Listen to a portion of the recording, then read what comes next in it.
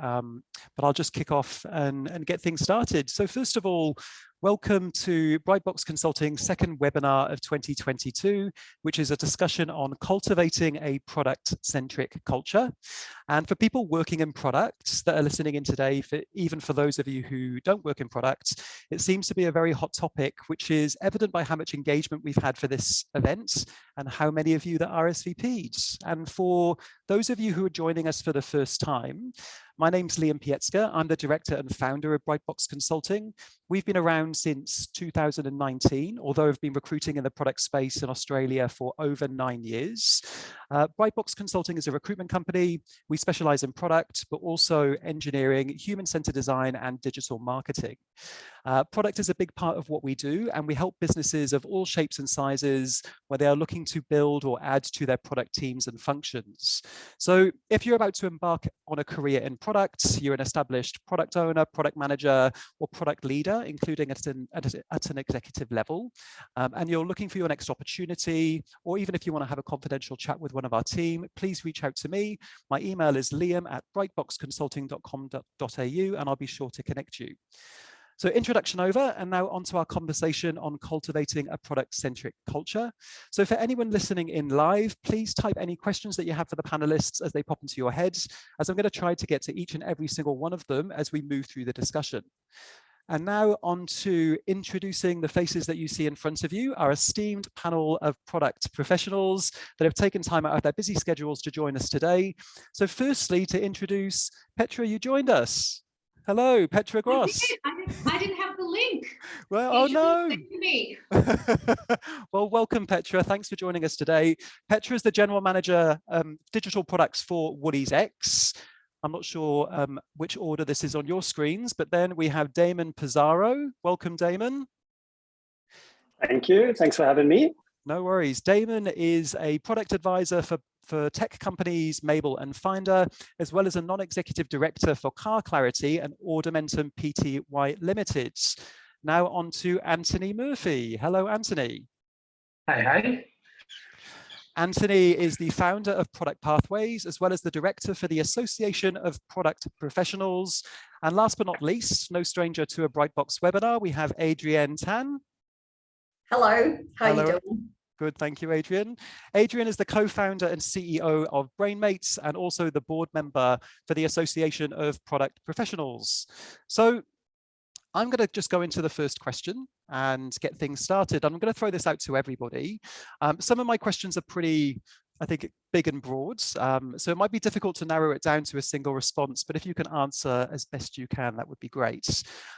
Now, I think it's fair to say that the idea of a product culture or someone's interpretation of what being product-led is can vary from person to person. There are different structures and different organizations where product still plays a critical role, and product managers and leaders feel motivated by their work that they do on a day-to-day basis. But what does a product-centric culture look like, and what does it mean to all participants in this panel?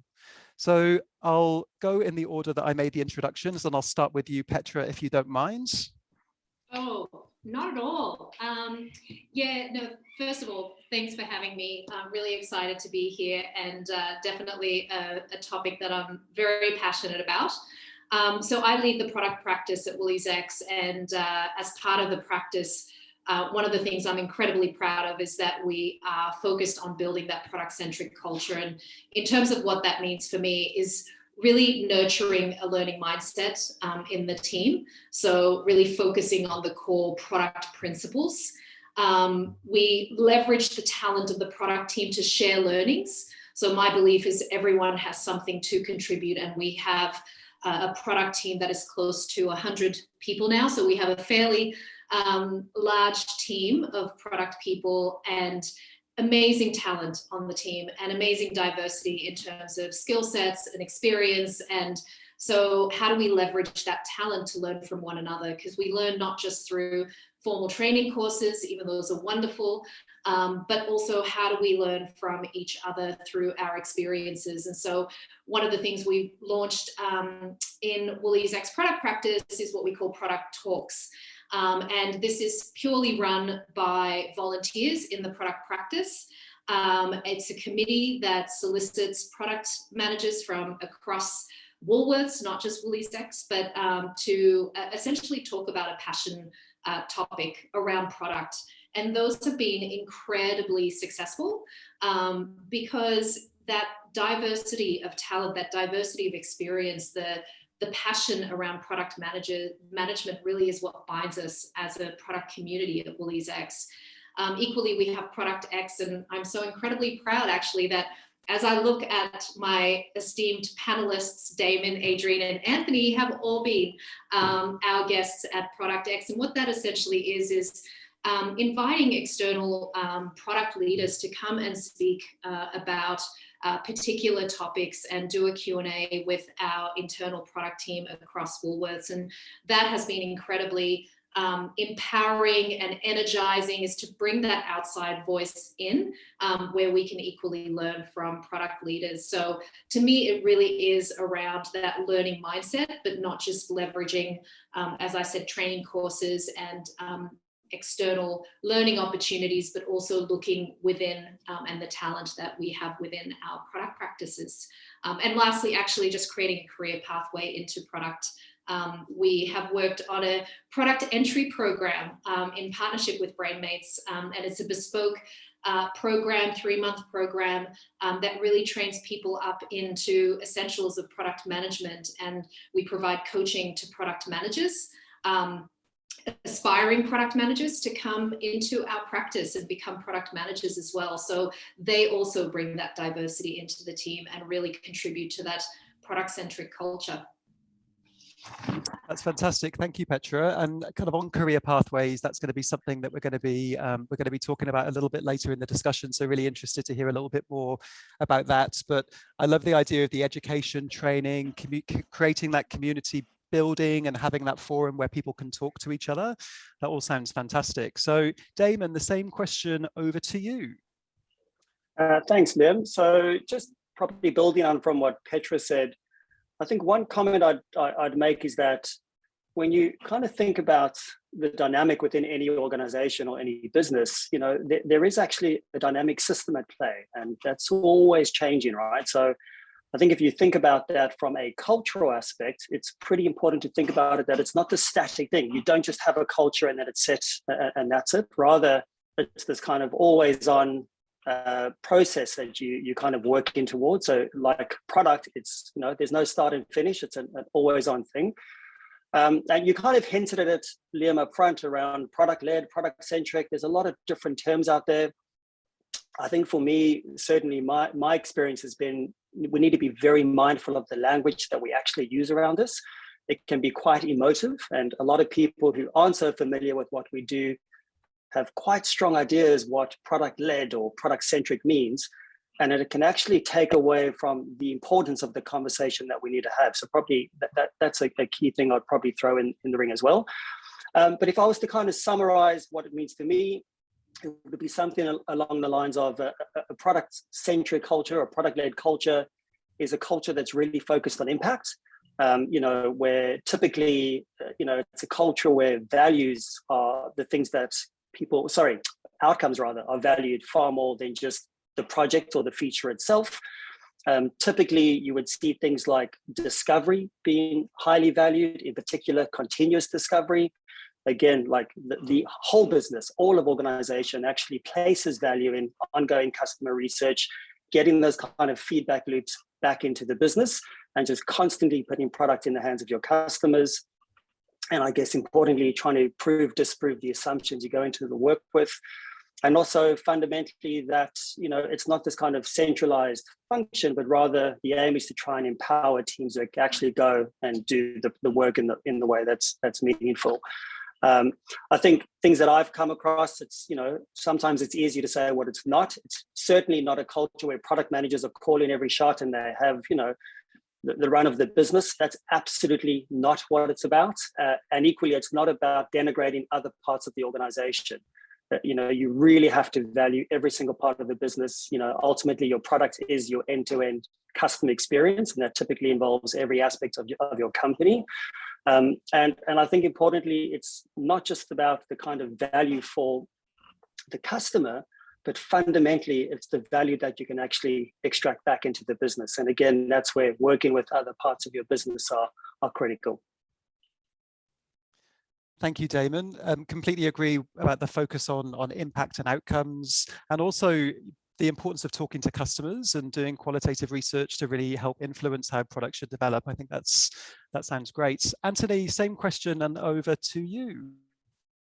Yeah, I think I'm going to build on a lot of what Damon said around, so the fact that products aren't this isolated thing, right? Like the whole company needs to be involved in it. And I guess product-centric, or however we want to title it, cultures tend to put that at the center, right? So regardless, you could work in sales or the call center or in marketing, but you still have that mindset around, well, what are our customers trying to do, and what are our product service in them, and how is that, feeding back into the business and create an impact? Everyone kind of comes at it from that mindset. A few other things that just come to mind when I try to break it down and make it a bit more tangible than just saying it's a mindset or something, generic that people often like to say. Part of it is I definitely think the impact part of Damon touched on this as well. We often say it's similar to like being customer centric or customer obsession. I think that's part of the puzzle, but it's really, we only solve customer problems that really can drive a business impact, right? Or otherwise it's not a viable problem to solve. And so we can solve plenty of customer problems, but it needs to come back. So it's bringing those two pieces of the puzzle together, and then really driving on that impact, focusing on outcomes, and then even organizing your whole business that way, right? I heard a saying once, not claiming it, it's not mine, heard it from somewhere else. I can't remember where I heard it from, but they said you should be able to see your customers in your org chart. So like if you think about how you are organized as a business, having like head of banking transformation is a great title and a great department, but it probably doesn't mean anything, right? What is that actually servicing from our customers and our business point of view? So, having that mindset that you're thinking about even how we organize, so we organize ourselves in the best way to service our customers to drive business impact. I think a few other things around like experimentation, that tends to be a common trait, right? Like that we challenge ourselves, we experiment, we try new things, which probably has an underlying assumption and belief that sits across the company as a culture, which is that we don't have all the answers. We aren't always right.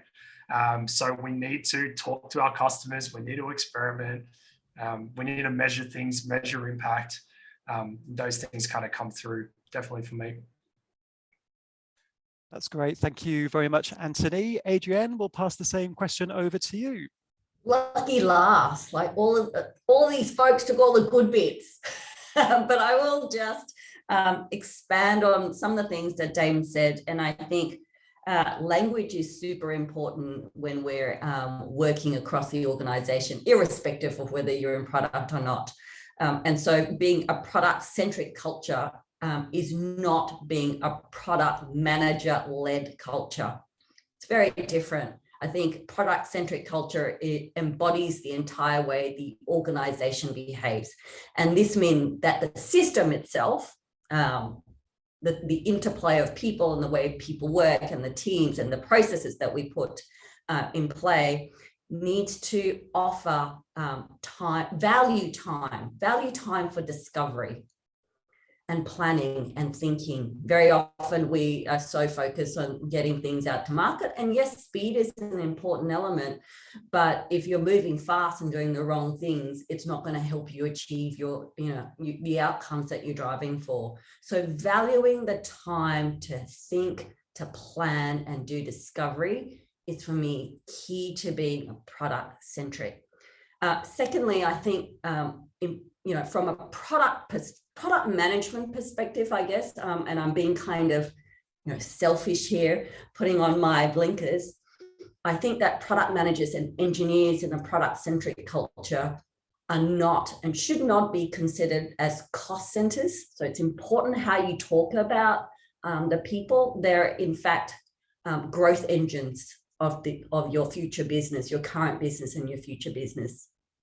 And hierarchically, I guess being product-centric for me means that CEOs understand, can explain, and invest in good product management. That there has to be some commitment. It's nice to talk about being product-led, and yes, here are the things we do, but I'm not going to invest time and money and effort and consideration. So if you are truly a product, if you truly want to create a product-centric culture, you have to have the time, give it time and investment in developing those mindsets across the business. Thank you, Adrian. I think it brings me nicely onto our next question, which is about businesses wanting to implement a product culture. Maybe it's something they don't have at the moment. And you raised a point around CEOs and their ability to understand product, but also I think there's an element of being able to let it go to a certain point to allow product managers to do great work and not want to try and get too involved in product at the same time. I speak to product managers where that can be quite a frustration at times when you work for businesses that have small product functions. So as a business looking to build capability into their teams, perhaps it's something that doesn't exist yet, how does an organization begin to create a product culture? So maybe I'll mix it up and I'll throw that question to you first, Damon. Sorry, just to repeat the last part you cut off there, Liam, is how does an organization go about building that? Yes. So how does an organization go about building or creating a product culture? So how do we baseline our understanding of what a good product culture is and where does it start? Yeah. Yeah, I think for me, one of the most fundamental things, and we kind of touched on the language, and I think expanding on that a little bit, it's actually aligning on the why. Like any good product problem, like start there. So a lot of any kind of change agenda, for me, it's starting with, okay, what's the actual situation that we're in and why do we think that this is the right solution for our business, as opposed to just blindly going down this kind of course of, we have to become product-led or product-centric. So for me, it really starts with the alignment, why are we doing this, why are we making this change, how are we actually going to tackle this problem? And firstly, getting that alignment on the why. You're not going to have a successful cultural shift if you actually have people partway down the journey who are just not bought in, not on board. So I think for me, that's probably one of the most fundamentals. And also it's important to actually help lift the understanding. So, even in our community, in our profession, again, we spoke about language. People can interpret and hear things in different ways. But if you think about the rest of the business, they just don't understand the craft in the way that we do. So I think just getting to some kind of common understanding is helpful. When I was at Prosper, actually, my CTO at the time came up with a great idea, and he suggested that we actually get the whole executive team to read some of the kind of foundational product books, just to elevate some kind of common awareness, common understanding, common language that actually helps get into the meat of the discussion around this is where we're at, this is where we're trying to get to. The other thing I would kind of think about is time. So it is a slow moving change, like all good change often is. So I would certainly encourage patience. It's often a kind of one step forward, two back, kind of momentum thing. It's not just, again, not this binary switch. Yay, we're product centric or product led. Sadly, it doesn't work that way.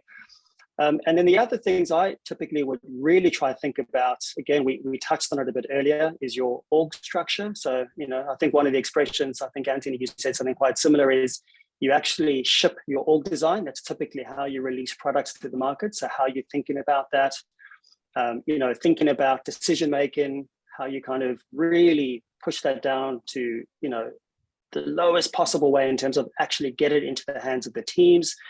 And then things that actually drive behavior and motivation. So one of the difficult ones to tackle are things like incentives. Like, our incentives actually work in a misaligned way that, parts of your organization are trying to go one way, but incentives are pulling them the other way.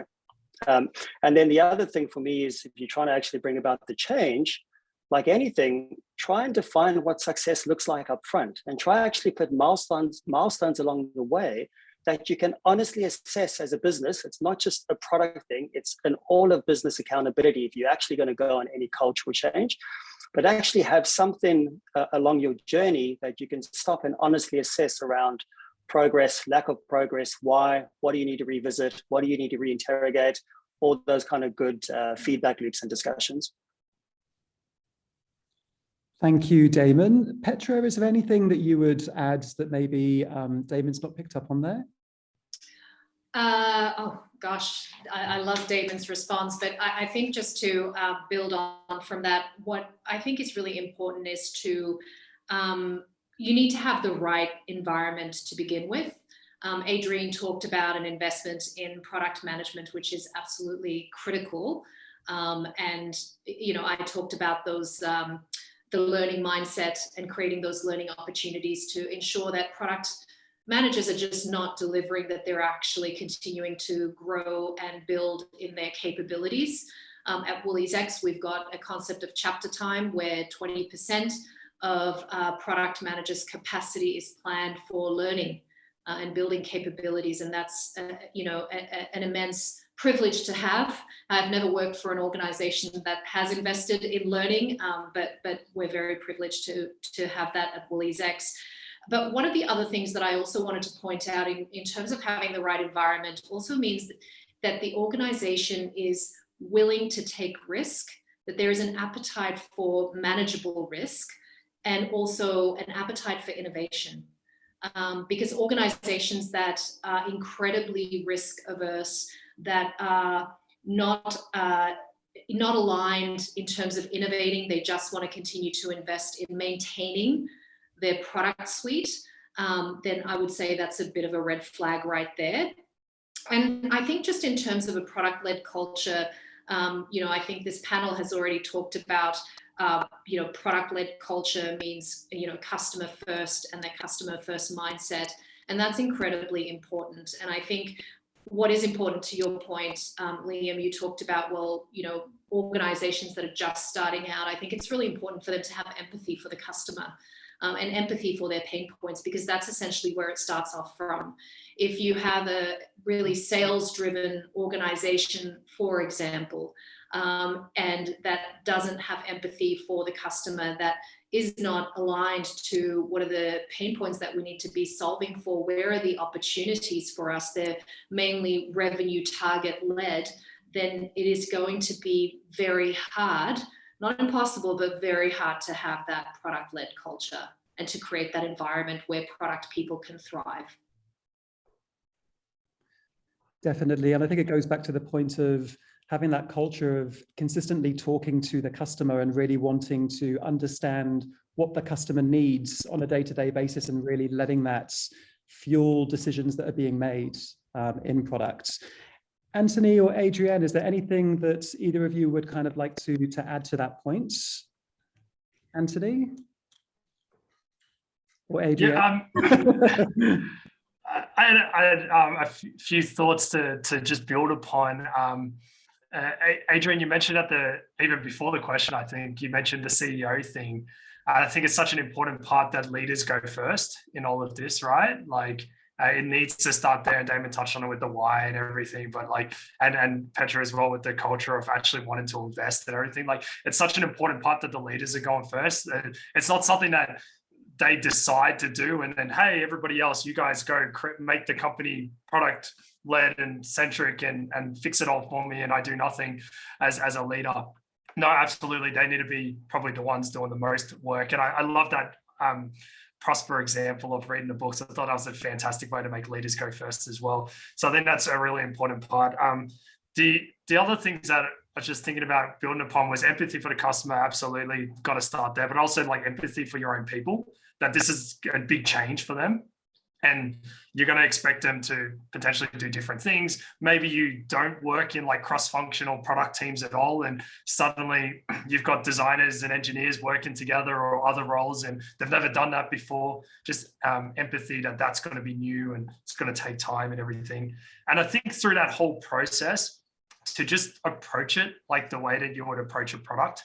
That's always my advice. That's always the way that I've always tackled this when I've done it at companies, is that you just got to start with somewhere, right? And we want to start small, we want to experiment, and then we want to basically build upon that and scale that as that works. So what I mean by that is, can you set up a small team that could be a cross-functional product team, and they could be the exemplars, and they're not going to be exemplars at the beginning, but could we get them talking to our customers? Could we empower them to make their own decisions, to write their own strategies, to execute their own roadmaps?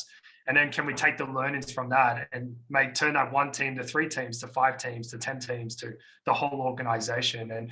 And throughout that process, you're doing exactly what we're doing for product. You're measuring the impact of it. You're measuring what's working, what's not working. You're reflecting and you're pivoting, right? It's, yeah. Quickly, final last thoughts. Just adding to that commitment. Your leaders need to be committed to the change. So, you know, you're going to be hit with all sorts of roadblocks and challenges.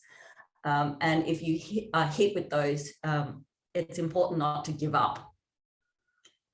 Pivot, change the path, change the way that you're, achieving your goal, but definitely don't give up on the goal. That's it. I really like the powering the people internally, Anthony, and maybe making assumptions that people are going to understand the journey and really trying to get people to understand why these changes need to be made and getting their involvement. So I think that sounds great. And it kind of brings me on to my next question, which is about the factors that sit outside of products. So what other factors outside of product would help support the creation of a product-led culture? And how do you go about aligning other areas to allow this to happen? Adrienne, I'm going to start with you on that one. Well, I mean, I guess it's a continuation of our conversation. Being product-led is not something that happens in the product team only. The whole organization has to go on this journey, otherwise you won't be successful. So when we're starting to think about building this culture outside of the product team, it has to happen, I think, in the leadership team. That's where it should start. People need strong leadership, and often we hope for the best, that we hand over that, the authority to make the change to people in the product team, when in actual fact, I think it's important that leaders outside of the product team are fully committed to making the change alongside the product team. Would anyone else like to add to Adrienne's point there?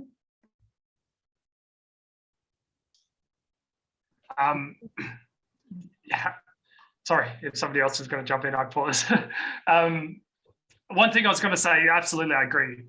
Needs to start with leaders. Some small, probably tactical things that you can sometimes do as well. I'm a big fan of involving others, right? So if even that example of, if you have that mini experiment going, there's one product team, or maybe you've got 2 and they're working, how do you get some of those parties involved, right? They're obviously going to need to have, those parties would obviously need to be involved in some shape or form, right? If they're shipping a new product or something, then marketing is going to need to be involved. If you're B2B sales led, you need to, or sales company, you need to have sales involved, right? So how do you get them involved in some of those things? How do you get them a little bit exposed to, oh, hey, here's some insights from the customer interviews, or even we had some recordings. Here's some good little snippets of some of the interesting things that they said that really just debunked our assumptions about this space and these problems in our customers and everything. I think there's a lot of magic in showing people rather than telling them, and just pulling them in at those moments and finding ways to do that, I think, is something really small on the ground that anyone can do, right? Like you can do that tomorrow, and anyone can do it. And also, other people have gone on this journey. So you're not going on this journey alone. So you should reach out, look outside, do your research, and find other organizations, other leaders who've gone through this journey, and learn from them. Yeah, and also I like the idea of, it's all really about communication and getting people involved. It's not, having a sales function it's not necessarily a bad thing, as long as sales understand what product can do for them, and vice versa. So I've got Francesco who's asked a question, which I'll probably just ask before I move into the next section. Petra, Damon, is there anything that you want to add to that point before I move on to the next question? Nothing from me, no, I think well covered. All good. So Francesco's asked, I would like to ask, what are your views on product governance, and if you are aware of a product governance framework? Who wants to jump in there? Petra, would you like to tackle that question? No, I'm curious from the panel about that question. I think it's a good one. Okay. I'll let someone else from the panel answer that. Anyone else want to jump in and tackle that?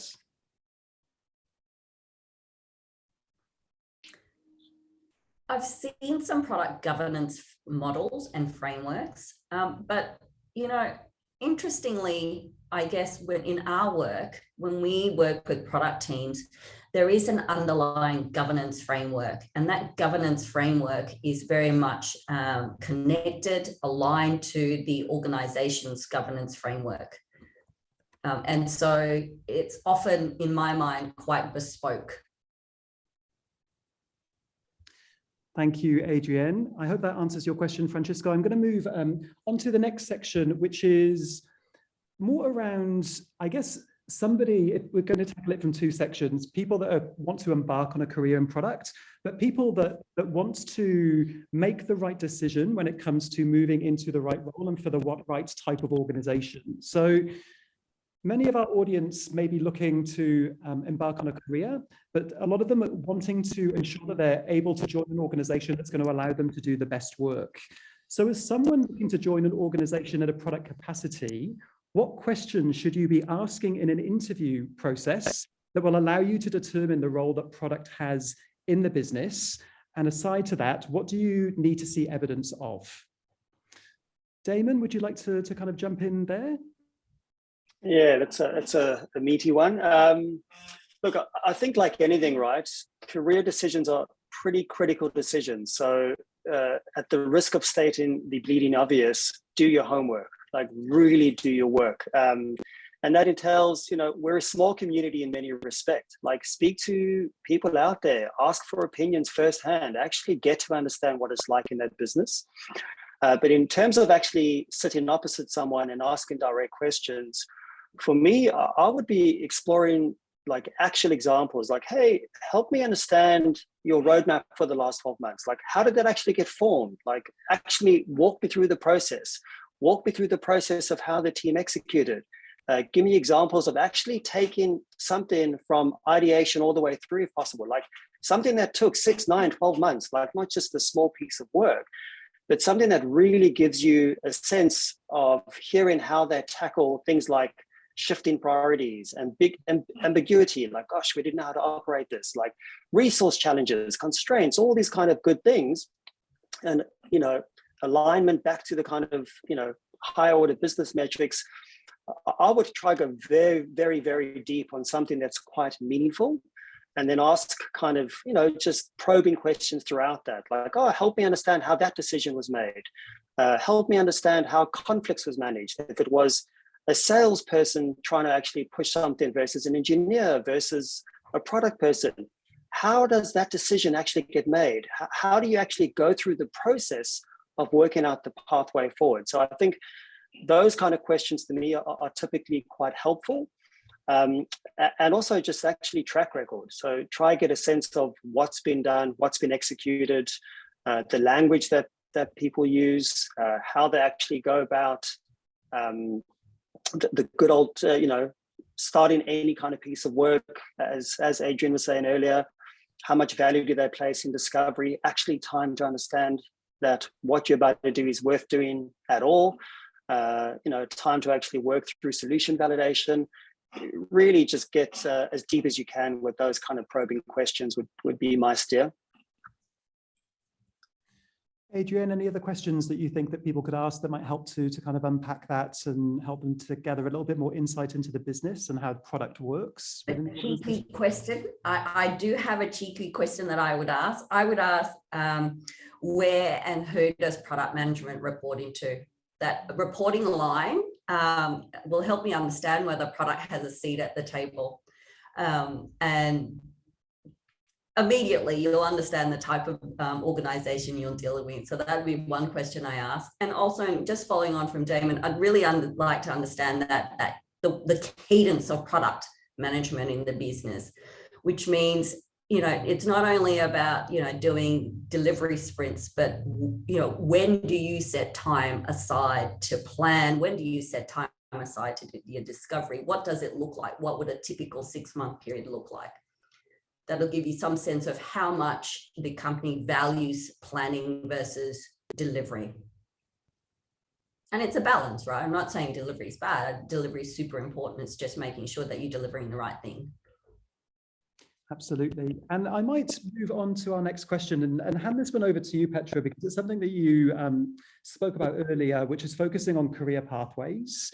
And I think a pathway for development and progression, it's not always clear. It can be difficult to determine what direction you want to go down. Sometimes it can be challenging to even have the confidence to ask the right questions internally to ensure that you're continuing to grow and develop. So how, as a product manager or somebody that works in products, can you create a career path in an organization? A great question. And I think I actually had a recent conversation with someone who reached out to me and was exactly in a very similar situation, unclear career pathways. They were, to be clear, working in another organization, but really unclear career pathways, and ongoing conversations with their line manager, who was actually a UX designer and product lead. So 2 roles combined into one. Conversation with their line manager just around promotion and what will it take to get to the next level. And so my first question is, do you have the capability matrix? Is there an understanding of the capabilities that the organization is looking for at each level? What's required at a product manager level versus senior product manager level versus, and so on. Every organization has kind of their own career levels, but what does that look like for your organization? And there wasn't one. And in the absence of a career matrix or an articulation of what are the expectations of each levels of product management, it's incredibly difficult to set the expectations around what's required to get to the next level. And it's anyone's guess at that point in time. So that is incredibly important. And it also guides the conversation around professional development plans and that career pathway. What are the capabilities that you need to grow and develop in order to get to that next level and grow your career in product? So in the absence of that, it's incredibly hard to have the conversations. And needless to say, that person that reached out to me circled back a few weeks later saying that they resigned and they accepted an offer elsewhere.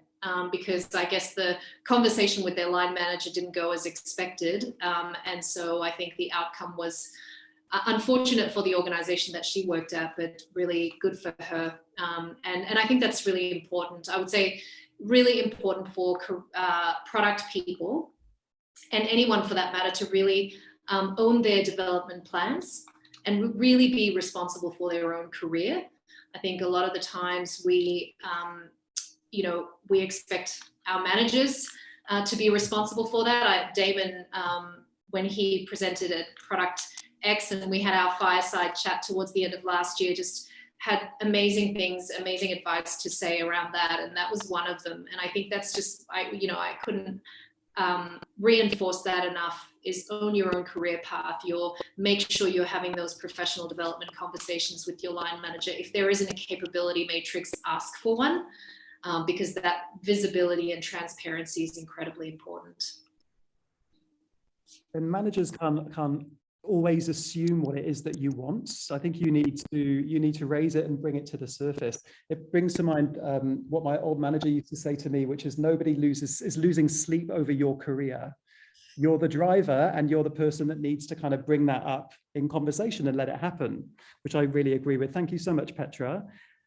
Anthony, is there anything that you would kind of add to Petra's points there? Yeah, it's a very good answer. And I don't have a lot to add. The only thing I'd probably say is, unfortunately, career competency frameworks and career paths in organizations is not that common. It's very sad that it's not. And it still blows my mind that it's not that common, because I think as a people manager, you're responsible for those people and their careers and everything. So it should be like priority number one for you. But yeah, I think any product leader or any leader, actually, manager on the call, if you you should be thinking about it, right? And you should be trying to put it in. So yeah, it's anything I'd add. But We've got a question that kind of adds to that point. So thank you, Susie, for asking it. Should you wait if your organization is talking the talk but not walking the walk that well, or should you think about leaving in the absence of a capability metrics? Adrian, you're laughing, so I might let you tackle that question. I love the question. I love the question. Well, it depends on how long they've been talking the talk for. Have they been talking the talk and have they been trying to implement the walk and they're just failing? Or are just talking the talk and simply ignoring the fact that they have to walk? It really depends on how they're behaving there.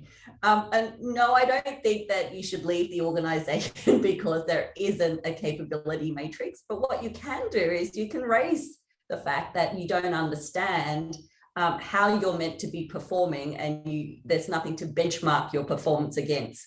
And you'd like to see some of that. So, you know, it's not something that you leave over. There's opportunity to change. Organizations systems that include people like us, and we're all working super hard to make the change. So you know, are they simply talking and ignoring, or actually really trying? Damon, I think it's also, I was about to add, I think in that example, there's a great opportunity to develop some of your skills, and that is around influence and leadership. If it's not there, develop it and say, hey, this is what I've developed. This is what I'd like to see put into place. And actually see if you get no response to that, that's a pretty big red flag potentially. But I think look for those kind of opportunities to actually, you know, kind of stress test your own capabilities. And there's nothing to lose in that kind of scenario because there is no standard. So actually have a go at it. And probably the only other thing I would add to the kind of career development and path is also sometimes, like, obviously all the kind of skills attributes, the matrix 100% supportive, but another kind of lens to think about is kind of developing skills when products are at different stages of their life cycle. So a 0 to 1 problem is fundamentally different to a product that's kind of at its maturity, even very, very different to products that are kind of trying to go up their growth curves, for example. So I also think it's very helpful to get that kind of diversity and exposure and experience. If you work in a large organization with a pretty robust product portfolio, often those opportunities are easier for you to actually take advantage of. But I wouldn't shy away from those kind of conversations and actually suggest, hey, I'd love to get experience at an earlier stage problem or at a later stage problem and actually build capability around that too. Yeah, I love that. And I think as you spoke, Damon, one of the things that's really important is that product management, or the role of product manager, is essentially a leadership role. And you need to have that leadership mindset. And if there is nothing in the organization that supports your growth or supports better discovery or development of product, well, then that's part of your role as well, to try and work through that with your, to take the lead. And put some of those systems in place. Adding to your point, Adrian, about the leadership mindset, it does bring me into my next question. I just want to make shout out Malia's comment about be part of the solution, not just rant about the problem. I think that's a lovely add-on comment there. And to Fernando, who asked the question about governance earlier, Adrian's put a company link that focuses on product governance in the comments there. So if you want to get some more information about that, then hopefully that might be able to provide a bit of insight on that. But moving into the next question, leadership mindset, I think it's fair to say that to have a career in products, it means you need to have lots of different skills: relationship building, stakeholder management, time management, problem solving, critical thinking. But relationship and building and leadership, leading teams cross-functionally is very important. So what advice would you have regarding a product manager's best approach to building relationships with cross-functional teams? Anthony, would you mind if I kick that off with you? Yeah, fine. Clarifying question, when we say cross-functional teams, we're talking about building relationships within like a product team, or are we thinking relationships in general across the board? So when I think cross-functional, I think, designers, engineers, BAs, everyone kind of working together in that kind of agile methodology is kind of maybe what I mean in terms of cross-functional. Yeah, cool. Just wanted to clarify. I guess because in my mind too, My cat might even walk in for the camera a second now. She can say hi.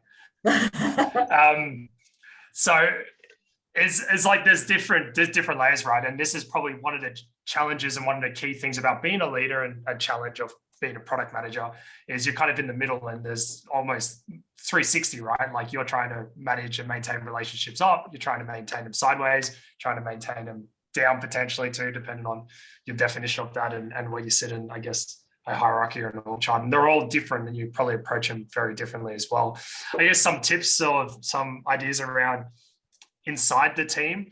I'm a big believer, so product's a team sport, right? Like we know that. And it's team sport, not just because you work in a team generally, but it's also a team sport because the whole organization needs to be involved in it. You can't succeed without others in the team, whether that's another team or whether it's sales, whether it's marketing, whether it's something else.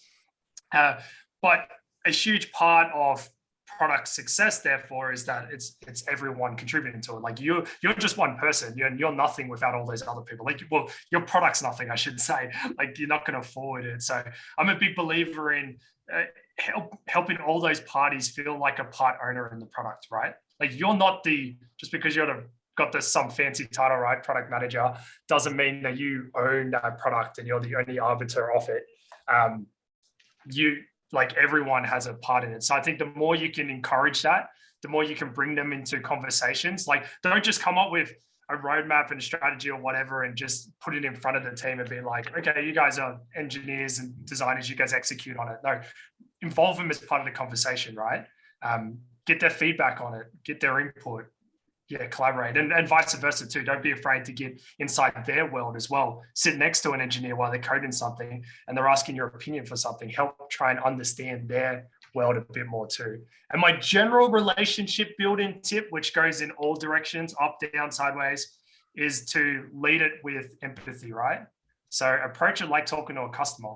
Try and understand where they're coming from. What motivations do they have? What keeps them up at night? What goals are they trying to get to? What history have they had? Yeah. I love that, creating an environment where you encourage people to talk. And I hear the term kind of healthy tension quite a lot when you are working with teams, where you create an environment where people are happy to challenge, but you challenge in the right way, because it's all about continuous improvements. And as long as you're striving to the same goal, then that kind of tension and challenging should be accepted and should be allowed in those environments. Anything that anyone else would kind of add to that point? Anthony, I think you summed it up really well. Okay. I might just throw in one quick one, and I think it was an awesome summary. It's just, I think also often we can forget that we are part of a team, right? And there's typically can be quite a defensive nature about your functional organization. And as much as you can, kind of put the needs of the broader team first, as opposed to this kind of mindset of just defend and protect your functional team. I think when you actually do that, to that kind of empathy and trust building, it's a very, very powerful way to just get people to realize, okay, this person's on my team, they genuinely in this for the right reasons, and it can really short circuit that kind of trust building process. Thank you for that, Damon. I'm going to move into the next question, and it is quite a big question, because I think we talk about different structures within different organizations, and I think some organizations they might not have product leadership to help support the teams. So you might find yourself as one of the few product managers that are within that team. So having a bottom-up influence is going to be quite important. So what advice would you give to anyone listening in on how you can have that bottom-up influence, maybe regarding the kind of approach and things like that they can have? Adrian? Sure. I think if you're going bottoms up, one of the things that you have to do is build your credibility. And you can build your credibility through others. You don't have to do it by yourself. And so gathering information, examples, especially financial data, financial information about organizations that have been through this, who is product led, who have product leaders, who are doing amazing things in product, will help you sell your story, will help you influence and advocate for the change that you're looking for. In terms of advocating, it's really important to understand who you're speaking to and create a story that matches the needs, their needs. There's some people who really like a lot of data, so you want to make sure that you have data in your story, but there's some people who are more empathetic and are more focus on humans and human behavior and maybe organizational culture. And so you want to make sure that you present those kinds of stories to them. So you don't have to do it by yourself. You do it, use others to help you sell your message. Would anyone like to add to Adrienne's points there? I think Adrienne makes a really great point, and just to build on from that, I would say just focus on building relationships to create trust. That's incredibly important. So getting to know one another, not just on a professional basis, but also something personal about the individual, so you can relate and connect on a personal level, I think is incredibly important. But to Adrienne's point, I think also just being data-led to support your point of view, so qual and quant data, and really bringing the customer into the conversations. And what I have found is, quotes from customers, whether it be through surveys or other means, is so incredibly powerful when you are trying to form a point of view about something. And that is a really great way to build that trust as well. Anthony and Damon, is there anything that either of you would add to that point? I might steal what Anthony said earlier. Show, don't tell. Like, actually get runs on the board, and don't try to boil the ocean. I think if you promise the world and deliver, only part of it, you're just not going to build that trust. So I think that's a key one. And try change what's in your control. Like, I think taking on something that has just way too many dependencies outside of your control is going to be very, very, very difficult. And maybe the last thought I would add is kind of look for those people who might not in title be your kind of kindred spirit, but who are in practice and thinking are your kindred spirit, and actually seek them out in the business. And I guarantee you they exist. There's people who, like Petra said, they just genuinely care for the insight or the data or the customer or whatever those kind of things are. Find the people who speak that language, who value that, and kind of think about how you can best leverage those relationships. Thank you very much, Damon. And we're actually near the end of the conversation, which has actually just flown. And I have one more question, which I'm gonna throw out to everybody. But I hope everyone that's been listening in agrees that there's been lots of different insights shared on quite big topics and big questions raised. And some of the things that have really stood out for me are about being relationship focused, having trust in people, focusing on impact and outcomes, talking to customers, showing empathy, and also creating environments where people can come together, as well as even product managers, the product talks, just that environment where product managers can talk to each other and be able to share insights and ideas. So thank you all so much for sharing your insights on those questions. And the last question that I have is just a nice way to kind of bring it all together. So tangible takeaways of things that people can maybe implement tomorrow. So if there's one golden nugget of information, maybe something that's already been shared that you feel very strongly about, if you can share that now, that would be great. And I'll start with you, Adrienne, on that. Thanks for picking on me. No, I think the one nugget that I would share, or one key takeaway, and it may not have anything to do with this, but it certainly lends itself to a lot of the behavior that I see in product teams, is that you need to stop saying, I don't have time. Everyone's really busy. Everybody has the same time. Petra's laughing at me because I say this all the time. We all have the same amount of time. So tomorrow, when you're working on your, through your day and you're conversing with someone, please catch yourself when you say, I don't have time, or I'm super busy and I can't do this. It's a matter of prioritizing what's important. And it's not about time, it's about learning how to prioritize. I think that's so true. I think people wear that statement, I don't have time, almost like a badge of honor at times. Yeah. Damon, we'll throw that question over to you. So one golden nugget takeaway. Gosh, I'm not a massive golden nugget person. Unfortunately, no silver bullets that I've found in my career or life just yet.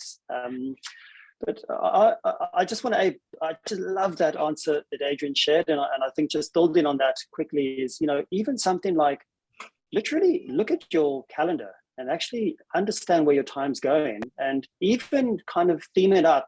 Speak to your manager, go, hey, does this feel like the right allocation of my time onto things that matter? And let me tell you, that's a fascinating conversation. It's often quite a stark reality and harsh for yourself, but even for your manager to go, well, no, that makes no sense. Like you're not investing time in all the right places. So it can actually lead to some really interesting things.